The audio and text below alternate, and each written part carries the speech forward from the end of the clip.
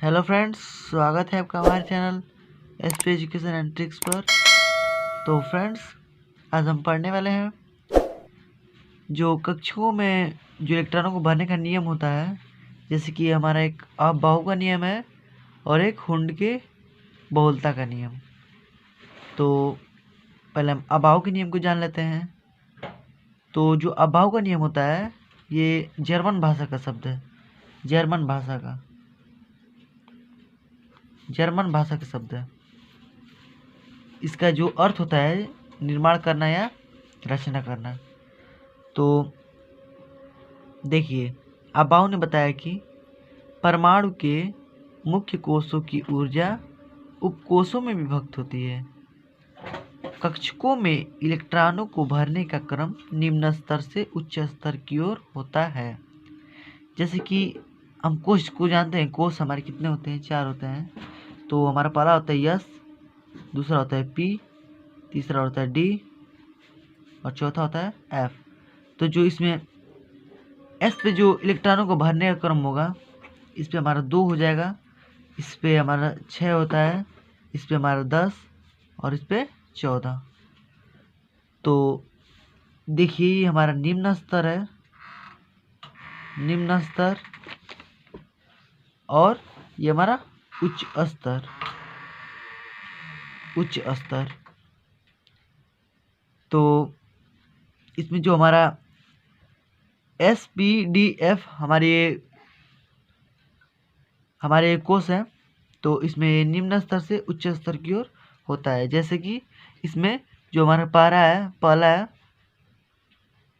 First yes, इसके बाद हमारा जो है सेकेंड यस, फिर सेकेंड पी, फिर थर्ड यस, फिर 3p, 4s, 3d, 4p, 5s। इसी प्रकार से हमारा जो निम्न स्तर से उच्च स्तर की ओर बढ़ता जाता है। तो अब जैसे कि हम देख लेते हैं, उदाहरण देख लेते हैं। तो उदाहरण में जिसे हम ले लेते हैं हाइड्रोजन को। तो हाइड्रोजन अगर ले लेंगे तो इसका परमाणु क्रमांक 1 होता है। तो इसका जब हम इलेक्ट्रॉनिक विन्यास करेंगे तो इलेक्ट्रॉनिक विन्यास से क्या होगा? 1s2।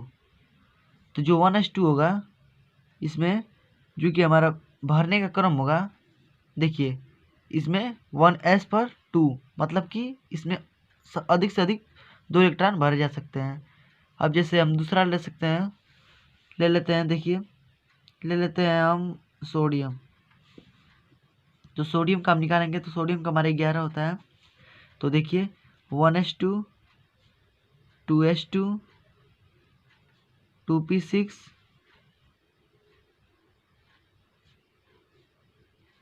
2p6 और 4s1। हमारा 4s1 हो जाएगा। देखिए 2 2 4 4 6 10 10 1 11 11 हमारा पूरा हो गया।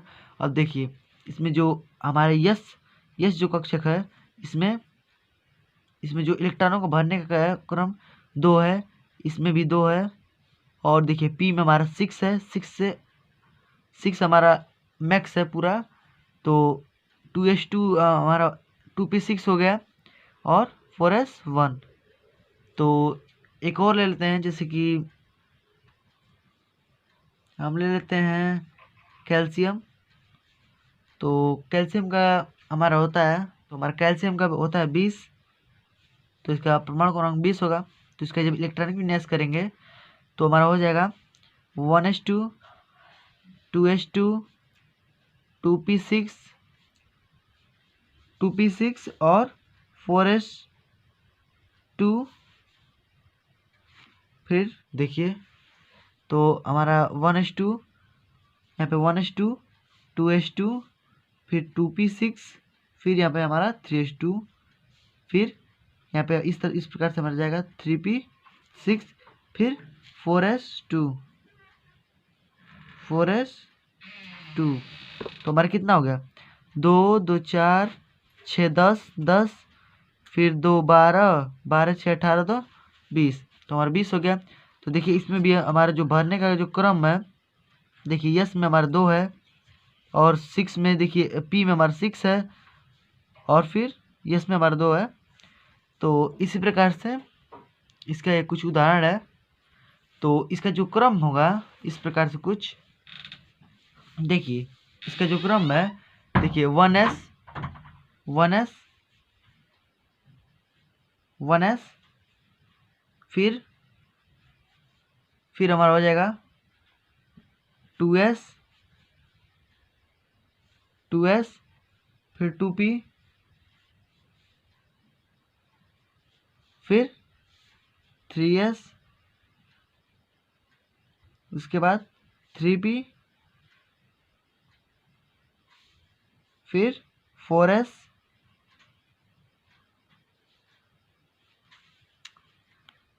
देखिए हमारा 4s उसके बाद 4s के बाद देखिए हमारा कहाँ पे जा रहा है 3d 3d उसके बाद 4p 5s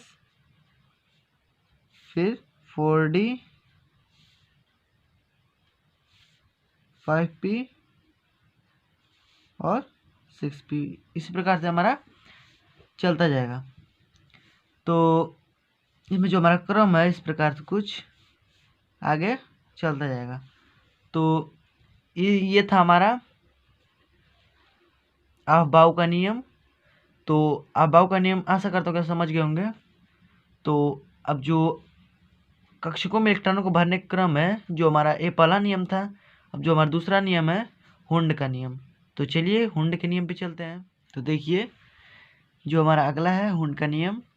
तो हुंड के नियम में देखिए परमाणु के कक्षकों की ऊर्जा बंडलों में विभक्त होती है। जो परमाणु की जो कक्षकों की ऊर्जा होती है वो बंडलों में कुछ इस प्रकार से, जैसे बंडल है इस प्रकार से कुछ विभक्त होती है। तो प्रत्येक कक्षकों के लिए बंडलों की संख्या उसकी ऊर्जा का आधा होता है। मतलब कि जैसे हमने अभी पीछे देखा कि हमारे 4 उपकोष होते हैं, मतलब कि 4 कोष होते हैं S P D S P D और एफ, हमारे ये 4 उपकोष होते हैं। तो इसमें हमारा जो अधिकतम इलेक्ट्रॉनों को भरने का क्रम होता है इसमें 2 होता है, इसमें 6, इसमें 10, इसमें 14। तो इसमें जो बंडल बनेंगे मतलब जो हमारे आर्बिटल होंगे, इसमें आर्बिटल हमारे 2 हैं तो इसमें हमारा 1 होगा, इसमें 6 है तो इसमें हमारा 3 आर्बिटल बनेगा, और इसमें 10 है तो हमारा 5 आर्बिटल।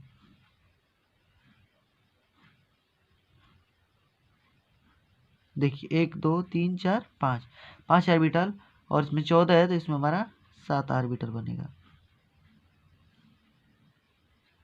1 2 3 4 5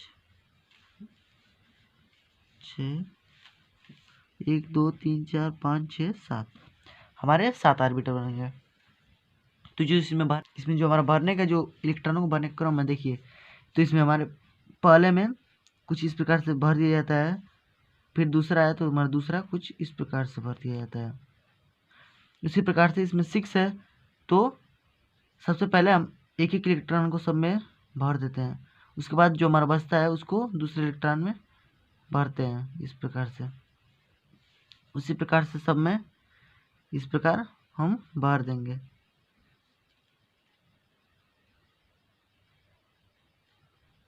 देखिए पहले हम इस प्रकार से भर लेंगे,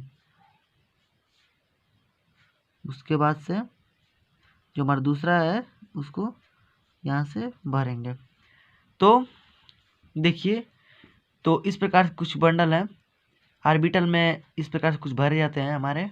तो इसका कुछ उदाहरण देख लेते हैं। तो उदाहरण में जैसे हम ले लेते हैं कार्बन को। तो हमारा कार्बन का 6 होता है तो हमारा जो इलेक्ट्रॉनिक विन्यास होगा 1s2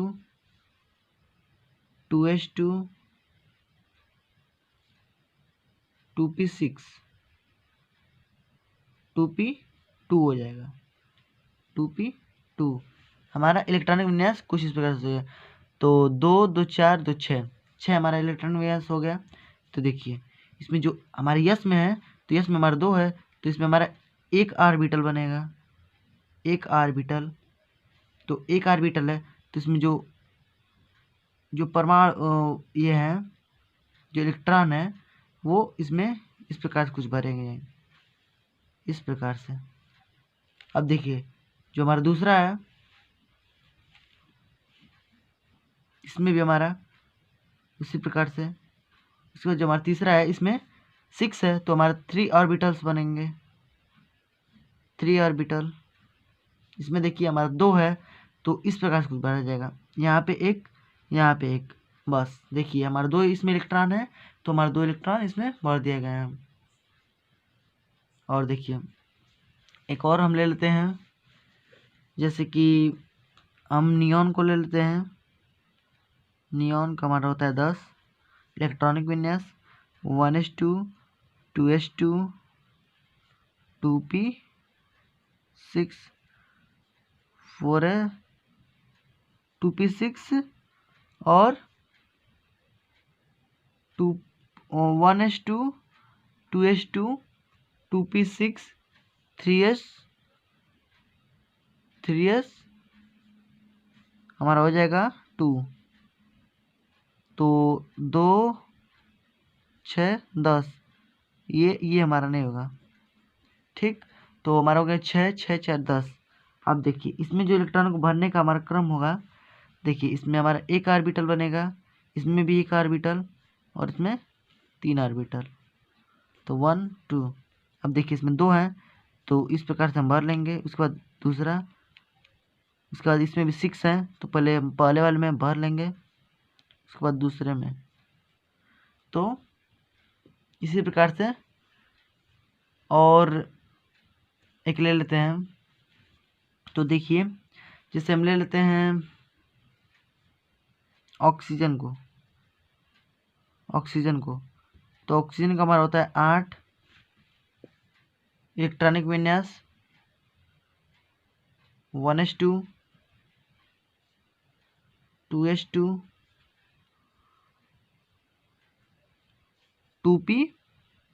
2p हमारा हो जाएगा 4, 2p4 हो जाएगा।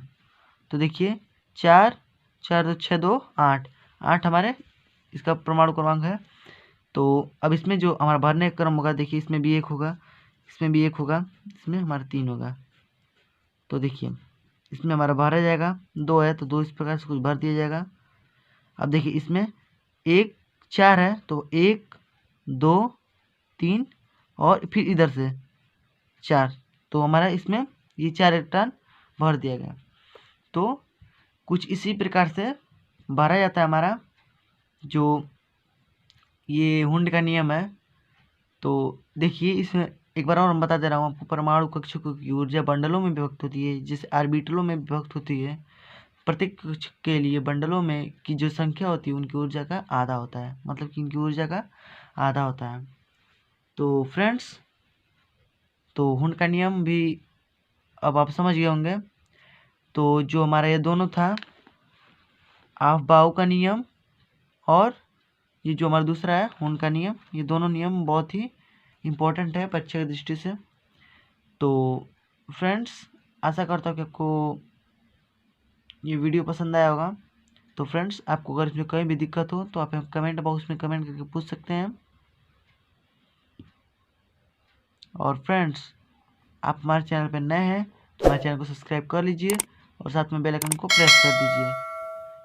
तो मिलते हैं अगले वीडियो में, तब तक के लिए गुड बाय, जय हिंद, वंदे मातरम।